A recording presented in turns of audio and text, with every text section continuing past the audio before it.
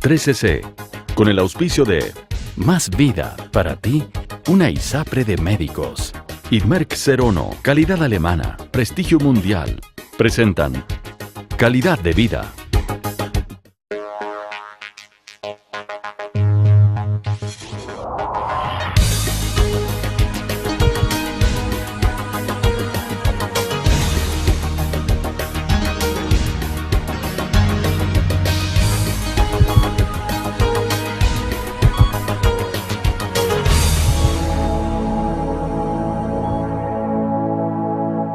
El dolor es una experiencia sensorial objetiva del ser humano y subjetiva a nivel emocional, que se experimenta a través del sistema nervioso.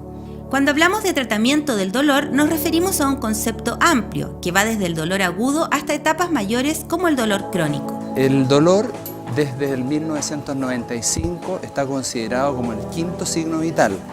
Tenemos la presión, el pulso, la temperatura, la respiración. Y en 1995 la American Society of Pain declaró que este signo deberíamos considerarlo como fundamental para poder evaluar en forma correcta y muy dirigido en los pacientes este tema del dolor. En materia de tratamiento del dolor, los avances han ido por restringir los efectos secundarios que los fármacos provocan. Cada vez tenemos medicamentos que tienen menos efectos colaterales. Los antiinflamatorios que tuvimos desde el principio, que ustedes muy bien conocen como la aspirina, se han modificado y se han logrado fármacos con resultados bastante mejores, con menos efectos colaterales para el paciente. Los avances en medicina en tratamiento del dolor llegan incluso a permitir que el propio paciente maneje las cantidades de remedios que le proporcionarán alivio. Lo último que estamos ocupando en la clínica en forma rutinaria en los pacientes postoperados es lo que en inglés las siglas son PCA, que es analgesia controlada por el paciente, que es un dispositivo que les entrega en forma automática cuando el paciente solicita una carga de analgesia y con eso el paciente disminuye esa latencia que se producía antes desde que llamaba a un paramédico o a una enfermera para tratar el dolor hasta que finalmente se administraba. Tratamiento del dolor es el tema de hoy en Calidad de Vida.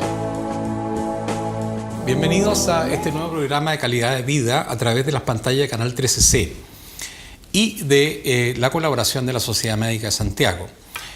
En esta semana tenemos un tema y hemos invitado para ello a un especialista en el área y un tema básico en la medicina, que es el dolor, con el doctor Hugo Salinas, a quien conozco de hace 30 años. Hugo, bienvenido a nuestro programa. El doctor Salinas estudió igual que yo en la Universidad de Chile, en el José Joaquín Aguirre, es anestesiólogo, es profesor de la Facultad de Valparaíso y él está organizando el Centro del Dolor en la Clínica Las Lilas. Cuéntanos un poco de tu unidad del dolor. Efectivamente, como tú decías, el fin de una unidad del dolor, crear una unidad del dolor, es precisamente combatirlo, aliviar el dolor o el sufrimiento, que no es lo mismo. Así es. A un nivel en que el paciente pueda mantener su calidad de vida. Porque a lo mejor en nuestras unidades o las unidades de dolor en general en el país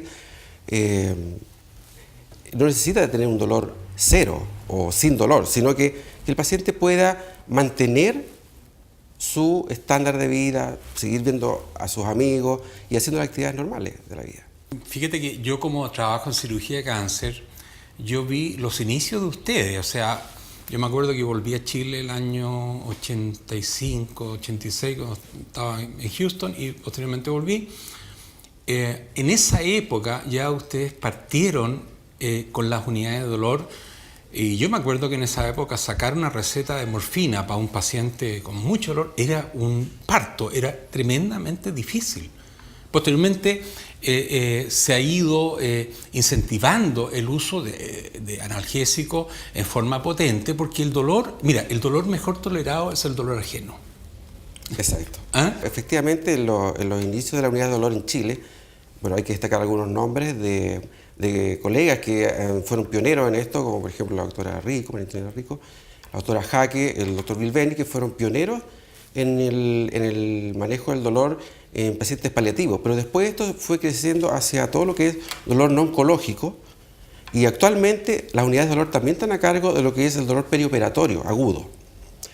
Entonces, efectivamente, como tú dices, hacer una receta de morfina no había médico que hacía receta de morfina. Era como cometer un crimen. Exacto, Era exacto. como cometer un crimen. Sin embargo, la Organización Mundial de la Salud ha hecho que el uso de opioides en un país sea tomado como calidad en medicina.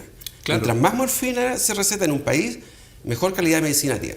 Claro, porque las necesidades de analgésico, no me voy a referir a uno en especial, no siempre son satisfechas. O sea, el dolor en un país no siempre es completamente satisfecho por la medicina. Exacto. Ese es el drama. Sí. Entonces, para redondear, la misión nuestra como unidades de dolor es aliviar el sufrimiento. ¿Por qué sufrimiento? Porque una vez a un paciente uno le pregunta, ¿usted tiene más dolor o más sufrimiento? No, doctor, lo que yo tengo es más sufrimiento. Y ahí estamos hablando de por qué el dolor atraviesa las barreras normales de la piel, de la sensibilidad cutánea, y se proyecta en el cerebro. Claro. El dolor uno lo siente en el cerebro. Claro. O sea, uno tiene un sistema sensitivo que está en la piel, en los órganos, pero finalmente es el cerebro el que actúa modificando o aumentando la señal dolorosa. Y el dolor es un aviso de peligro. El dolor es beneficioso para el ser humano porque lo aleja del peligro. Exacto. Pero puede resultar este aviso insoportable. Hugo, y entrando ya en el dolor, me gustaría que nos conversara un poco de los tipos de dolor, pero en forma muy, muy simple, para que en grandes rasgos, y también cómo tú mides el dolor, la escala de dolor, porque eso lo puede manejar el público perfectamente. Bueno, nosotros en Clínica de las Lilas estamos siguiendo una pauta de lo siguiente. Tenemos 3 aspectos de manejo del dolor. Uno es el dolor perioperatorio. A nosotros nos gusta que el paciente que va a operarse a nuestro centro no tenga dolor perioperatorio.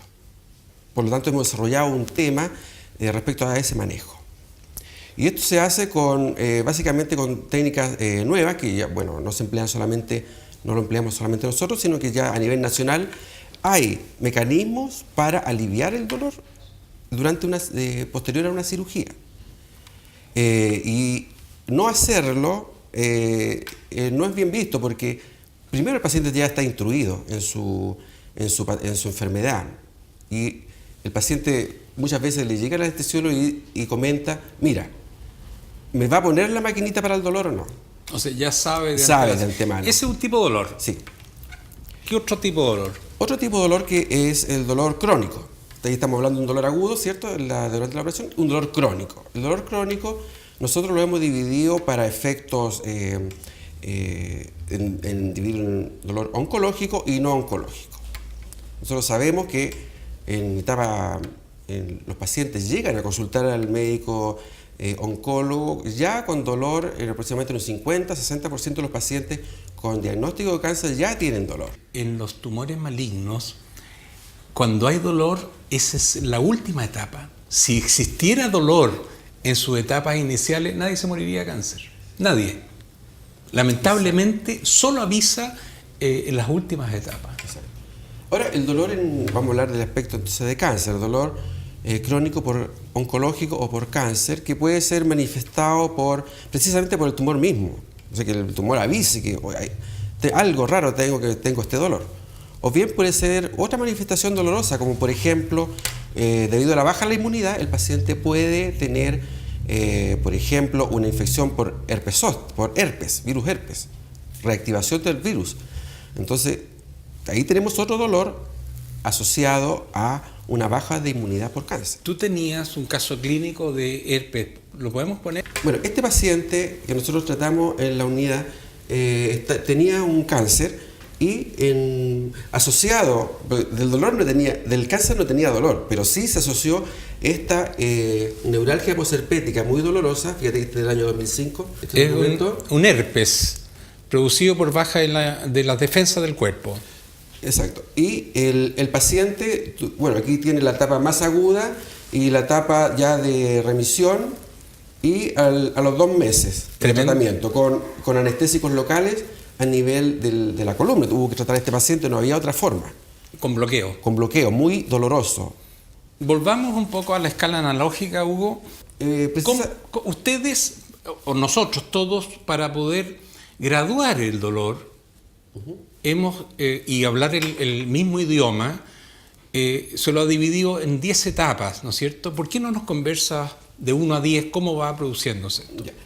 En general, el dolor es una percepción muy personal.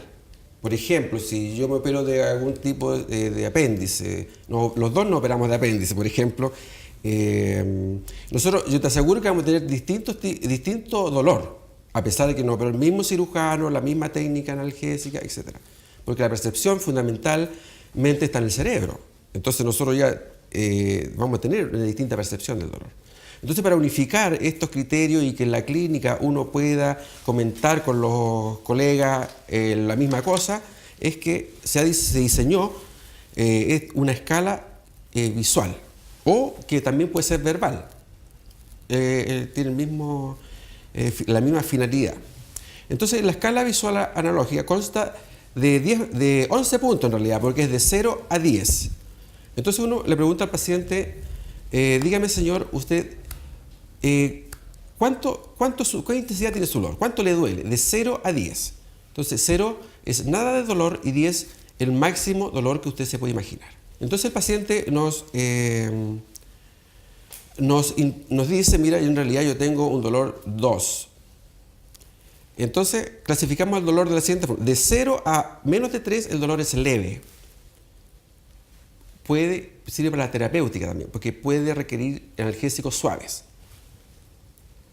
Si el paciente nos dice que tiene dolor de 3 a 7, a menos de 7, el paciente tiene un dolor moderado. Ya necesariamente ese dolor debe ser manejado adecuadamente.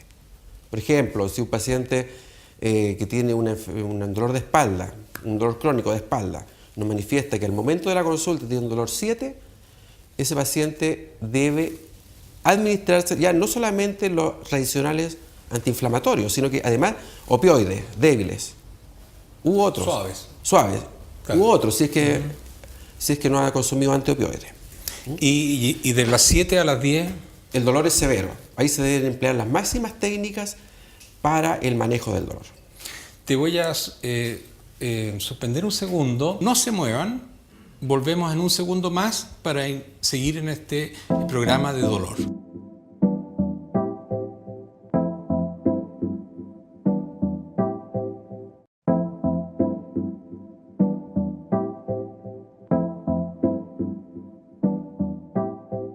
De vuelta en nuestro programa de calidad de vida, estábamos conversando con el doctor Hugo Salinas del tratamiento del dolor y estábamos viendo los diferentes aspectos del dolor.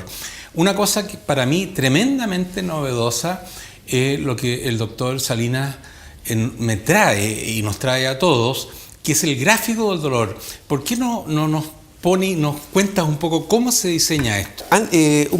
Un segundo antes de pasar al gráfico, puedo decir lo siguiente. Ahora, ¿cuándo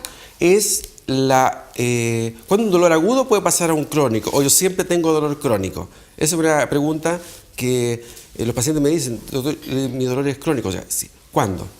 Cuando el dolor tiene una duración mayor de 3 meses, nosotros hablamos de dolor crónico. ¿Y por qué es importante?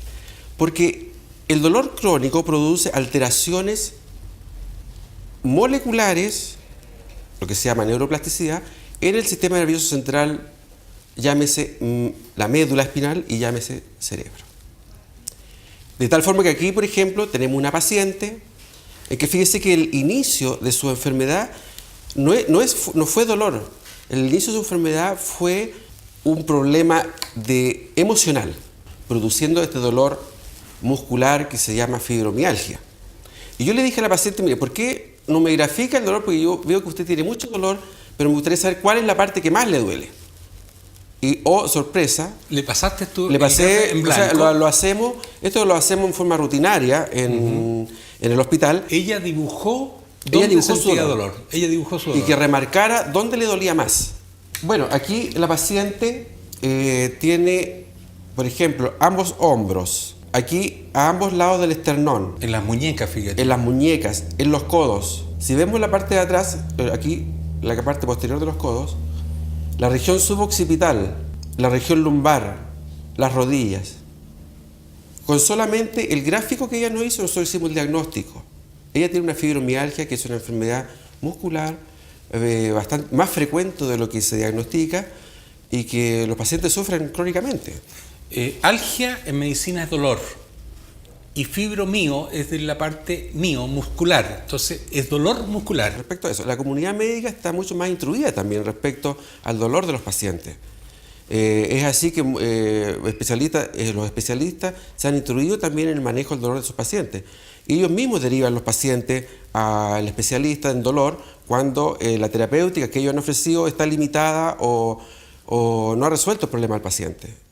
Es así que nosotros tenemos contactos con reumatólogos, con neurólogos, traumatólogos, que nos derivan sus pacientes para hacer una terapia más agresiva para manejar el dolor. Ahora, cuando un paciente por sí solo, digo, no, yo... Es raro. No, también, porque ¿Sí? el paciente ahora también se instruye y dice, no, yo vine a tener que este dolor, hay formas de tratar este dolor, yo quiero consultar a un especialista. O mejores formas de tratarlo. Claro, o terapias más avanzadas, por decir. Sí, claro, algo. sí. Y ellos concurren al especialista.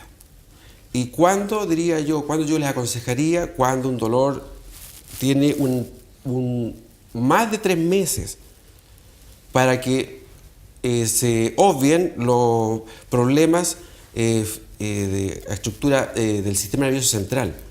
Si yo tengo un dolor 3 meses, me va a cambiar mi actitud, me va a cambiar mi sistema nervioso central. No, eso es evidente. O sea, la emocionalidad relacionada con el dolor puede destruir a una persona. La destruye. Sí. Así de simple. Sí. Hugo, mira, voy a tocar un tema muy relacionado al dolor y un tema que en nuestro mundo occidental se ha discutido, que es la acupuntura, que es una cosa rutinaria en el mundo oriental. ¿Cuál es el aporte de esto? ¿Es real o no es real? En fin, cuéntanos. La acupuntura es una técnica que se ha empleado milenariamente en China y los países asiáticos, Japón, Corea, pero originalmente la acupuntura es derivada de China. De ahí nacieron todas las escuelas de acupuntura que existen en el mundo. Y el aporte, yo diría, es un aporte bastante... Fíjate que actualmente el mundo occidental está comprobando que la acupuntura es efectiva y que Con métodos occidentales, científicos occidentales. Claro, entonces, el pensamiento antiguo de los chinos, de ver la naturaleza o ver que esa planta mejoraba o que presionando un tal punto se mejoraba, cobra efectividad en estos tiempos. O sea, no estaban lejos ellos de la pura observación. Desde el punto de vista occidental, la Organización Mundial de la Salud ha permitido que la acupuntura se use para 50 enfermedades y más, de diversa etiología, incluidas el dolor. Y es eso lo que nosotros empleamos en la clínica.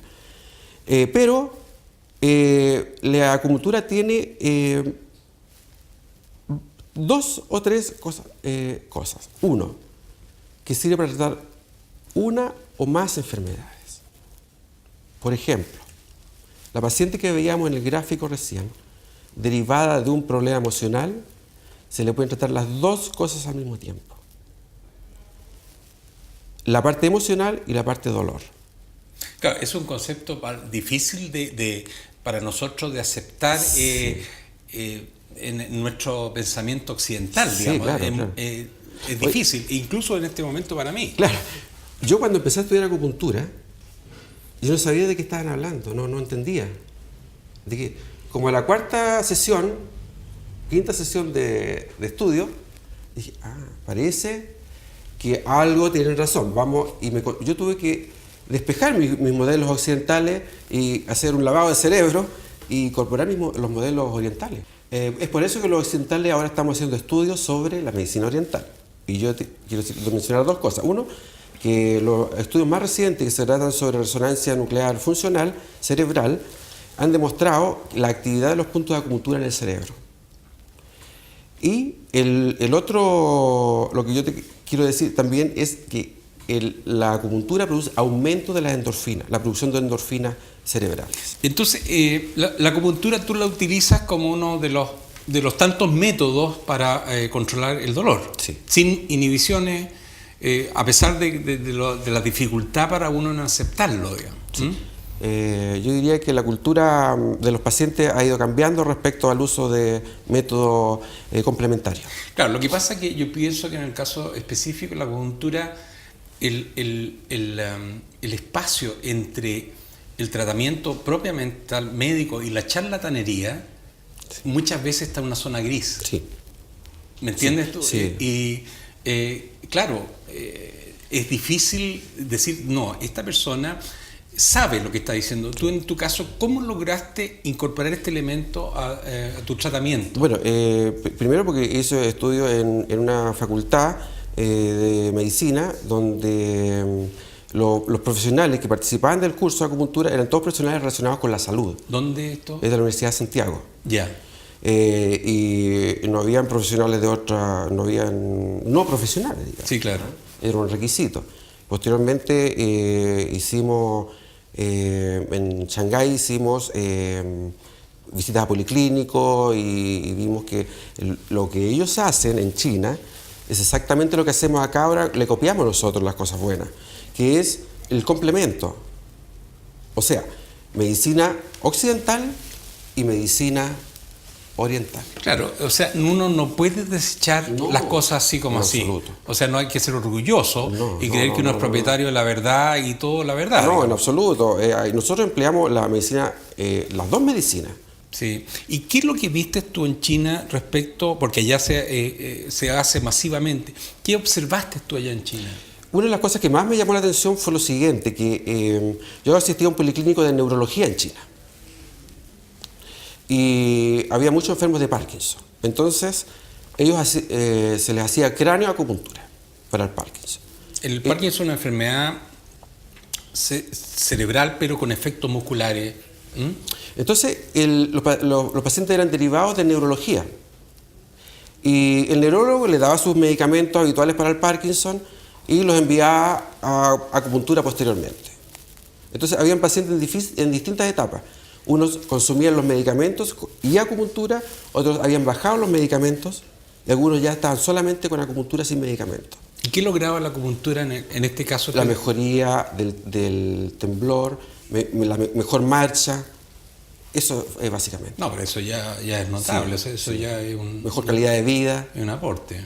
Ahí se hacía participar a toda la familia en el proceso de tratamiento, es decir, el paciente estaba con su acupuntura y su familiar estaba al lado, conversaba con ellos, muy sociabilizada. Claro, nosotros no es el minuto de hablar detalles de estas cosas, sino que incorporar el concepto que puede ayudar, ¿no es cierto?, como un complemento al tratamiento occidental tradicional. Nosotros, todos los pacientes que van a acupuntura, se les hace una evaluación médica completa y se les hace firmar un consentimiento para el procedimiento. Bueno, Hugo, tú ves que la media hora pasa volando. Sí. Yo quiero felicitarte por esta decisión de dedicarte a algo tan básico en la medicina que es el dolor. Eso es un elemento central de la medicina. Muchas veces no logramos curar los pacientes, pero sí aliviarlo. Sí aliviarlo, y hay que compadecerse de las personas que sufren. O sea, compadecer es padecer con, sentir el dolor del otro como si fuera propio. Y es la única manera de manejar el dolor. De otra manera uno no se conmueve. Te agradezco, Hugo, nuevamente tu presencia y gusto de verte después de tantos años. Pues. Escríbanos mail y propónganos temas. Bueno, de esta manera, nuevamente, Hugo, gracias. Ponemos fin a este programa de esta semana y los esperamos, como siempre, la próxima semana, siempre los días martes a las 9 de la noche. Muchas gracias.